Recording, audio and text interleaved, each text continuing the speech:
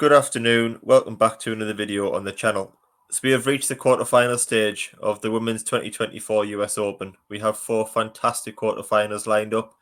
The potential final between Iga Swiatek and Aryna Sabalenka is still on. Defending champion Coco Gauff is out. So we have new faces in the quarterfinals as well, which is always great for the sport. And I'm going to go ahead and preview those four matches now.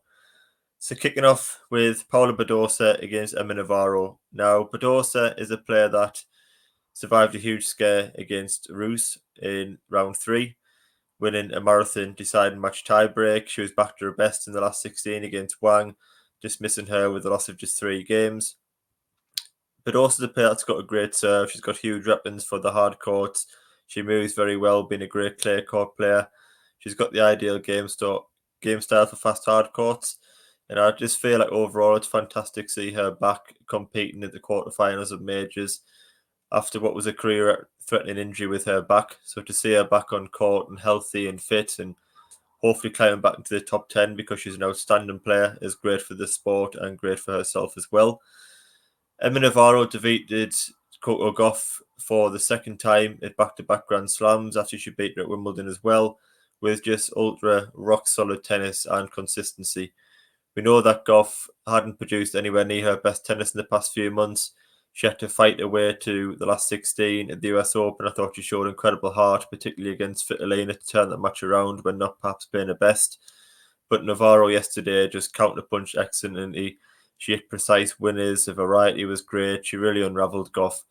She targeted the Gauff forehand. She put pressure on a second serve. And that saw Gauff hit 60 unforced errors and 20 double faults in a 3-set match, which are quite incredible numbers and just shows to how poor a form Gauff is in. But I think you've also got to credit Navarro for her movement yesterday, the variety, as I mentioned, the way she really targeted the Gauff's forehand. Navarro was great at stepping inside the court as well and hitting winners. And it was just a very, very strong performance. In terms of how these match up, I think it's going to be a great match to watch. I think it's a real good clash of styles in terms of Badosa's ultra aggression against Navarro's consistency in defence and counter-punching and movement. Badosa's definitely the more aggressive player. She'd be the one looking to hit winners. She'd be the one looking to step inside the court and take the match to Navarro. But I think that suits Navarro as well. She's got excellent variety, great court craft, gets very consistent depth on forehand and backhand, ultra consistent. And I think tactically, Navarro is brilliant. She quickly recognises what opponents' weaknesses are, recognises where she's going well, how she can win the match very early. And against them 2 wins of Coco Gauff, she's just completely outworked and outthought Coco Gauff as well. So a great clash of styles, and I feel like for Badosa to win this one, patience is going to be key. You don't get many short balls from Navarro, but Badosa's going to have to be patient in rallies, be willing to rally, and then pick the right balls to attack, because if you're trying to attack from difficult positions, it's going to bring unforced errors and give Navarro exactly what she wants. Match prediction, for me, it's Badosa's attack against Navarro's defence. I feel like Navarro's attitude is outstanding. Her tactical and mental mindset are brilliant.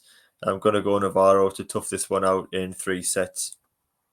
Moving on now to Iga Swiatek against Jessica Pegula. Swiatek got back on track after the Olympics defeat and lost to Sabalenka in Cincinnati. I mentioned in my preview that I wasn't sure how well Swiatek would do at this tournament because she was under so much physical and mental pressure at the Olympics and failed, having lost in the semi-final. Did pick up a bronze medal, but was under huge pressure to win gold, having won 3 clay court events and winning a Roland Garros as well. And you could see at Cincinnati that she was nowhere near her best, and she looked physically and mentally fatigued, which is why she locked in straight sets to Sabalenka. Thankfully, she's looked back to near her best, I think, this week. She was very impressive last night from 4-4 onwards. She's cruised through this draw without dropping a single set, as Iga Swiatek does in typical style. Last night, I felt she returned exceptionally well. Consistent depth, putting Samson over under consistent pressure, and a ground stroke speed was very good. And Swiatek's a play-artist machine. Like, you know what you're going to get. You get very few unforced errors. She's very solid throughout. She plays the best tennis in the biggest moments. She knows exactly how to close out sets and break at the pivotal points. She defends as well as I've ever seen a woman defend out the backhand side. It's just the way she shifts weight so well to counter punch and turn from defense from attack is just a joy to watch. And I watched her live this year in Rome. And it's not until you watch her play live you realise how good they technically are. And Swiatek was an honour to watch live, and really looking forward to doing that again sometime soon. Jessica Pegula as well, yet to drop a set this tournament. These two are arguably the form players coming into this round of fixtures. She's turned her 2024 round on the hard courts with the title in Toronto last month. Now she's winning service games very easily this week, attacking the net well. She's got strong return game. Pegula is a player that's yet to pass the quarterfinal stage at the US Open, which is quite a shock given how good she is in a fast hard court. Swiatek also dominates his head-to-head 6-3 and has that major winning experience that could be key in this battle.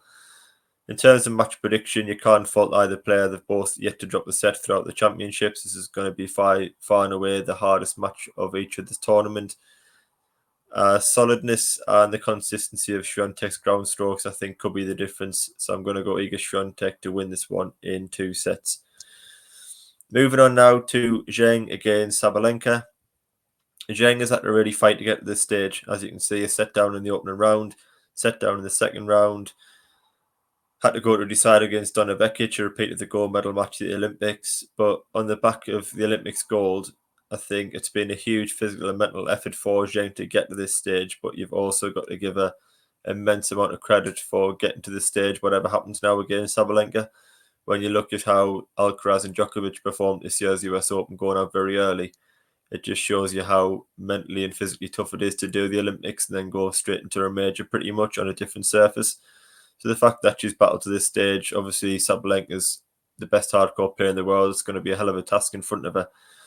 But the quality that she produced against Vekic after the couple of months that she's had was special to watch. And in my opinion, it was the best match of the tournament on the women's side for quality-wise.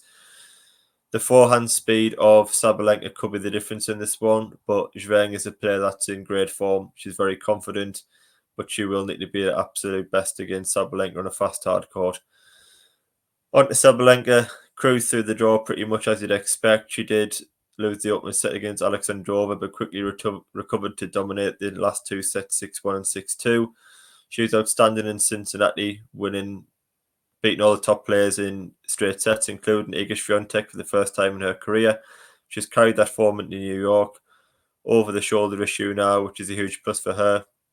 She's now able to swing freely, serve as well as she was. Return game is very strong, and it feels like when you watch Sabalenka on a fast hard court that just every match is on her racket. If she serves and returns well, then the ground strokes really follow. And as soon as she steps inside the court on a short ball, she wins a point 9 times out of 10. Zheng could provide the test that Sabalenka needs. I feel like if Sabalenka is going to win this title, maybe it's an acid test or to go set down and come back and win. Might just give her that mental stability that she needs because she's going to have tougher tests along the way. But in terms of prediction for this one, I think Zheng's had a very tough run over the past few months. A very successful one, but also very tough. And she's had to really battle this week as well, whereas Sabalenka's cruised through the draw. Sabalenka's in such good form and she's got that experience now winning major titles. I think a couple of years ago this one would have been 50-50, but Sabalenka's attitude and mindset and ability to respond well to adversity has really improved over the past couple of years. So I'm going to go Aryna Sabalenka to win this one in 2 sets. Finally, moving on to Haddad Maia against Mukova. Haddad Maia had a great battle with Wozniacki. That was one of my favourite matches of the tournament so far. I was really impressed in that match with Haddad Maia's movement and defence. It's something that I've been a little bit critical of over the past few years, but I do feel like she's developing in that part of her game. And she's obviously got that serve and forehand. They're great weapons to have on a fast hard court. She can trouble anybody with those weapons. And now she's really coupling it up with that defence and movement and counter-punching ability.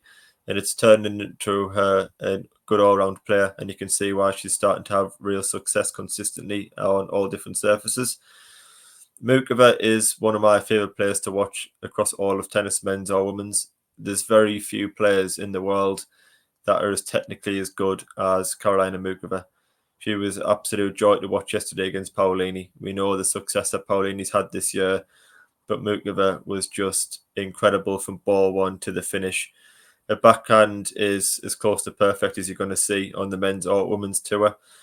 The backhand down the line, the angles that she creates, the single-handed slice, the volleys are just brilliant. And she times the ball impeccably well. Her shot selection's brilliant. And I almost feel like a shot selection could be the hardest part of the game for Mukova because she hits every shot so well that whatever shot she has to hit, she just does it. So its shot selection looks like it could be an issue, but it's not. And the serve has been exceptional this week so far as well.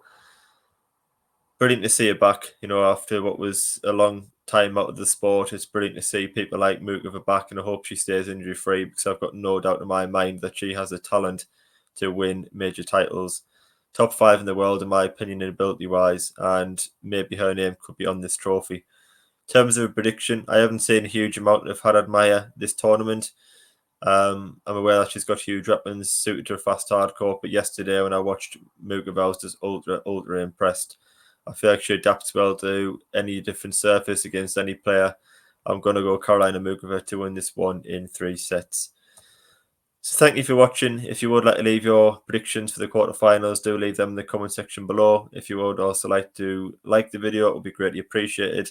And if you would subscribe to the channel, that would also be great as well. I will be covering lots more events and the rest of the US Open.